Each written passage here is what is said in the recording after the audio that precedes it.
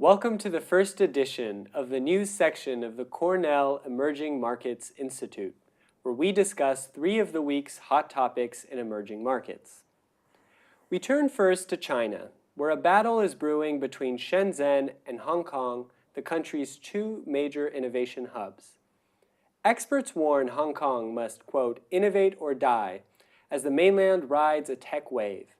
Hong Kong has fallen behind as the nearby mainland Chinese city of Schenzen develops tech giants such as Huawei and Tencent.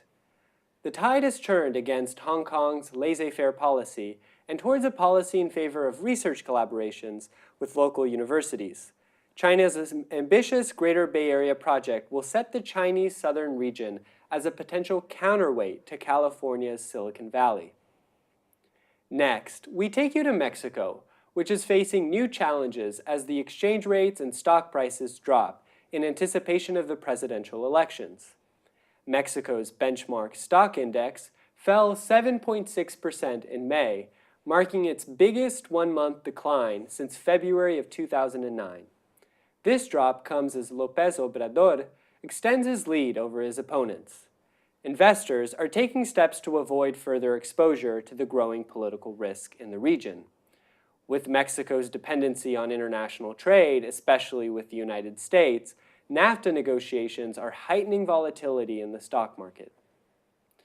We now end the news summary with Colombia, where as of May 25th, the OECD will be including the country as its 37th member. Colombia's president, Juan Manuel Santos, and the OECD's Secretary General José Ángel Gurría signed the agreement in Paris. The OECD began in 1961 without a single emerging economy as one of its members. Colombia is now its 6th. To hear more about this development, we turn to our guest, Nicolas Clavijo, a Colombian student from Universidad de los Andes. Nicolas, welcome. Hello, Eudes. Thank you for having me. So what does this mean for Colombia?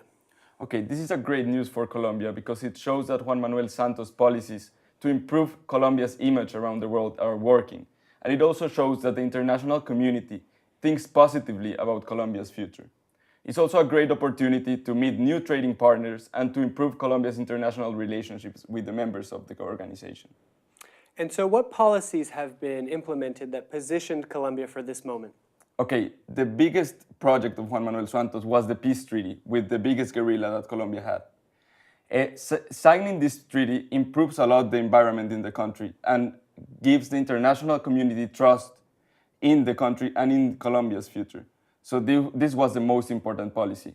Also, Juan Manuel Santos standardized that data in order to enter the organization and also fomenting transparency in the country. And for the OECD? Okay, this shows that the OECD is moving toward the developing world and that they now recognize that the emerging markets are really important in the international environment. So now they have 6 members of the biggest emerging economies, and this shows that emerging economies have a lot of power right now in the world. Well, thank you, Nicolas, and that's it for us. Thank you for watching. If you want to know more about Emerging Markets Institute, visit our website. We hope to see you in the next DMI news section.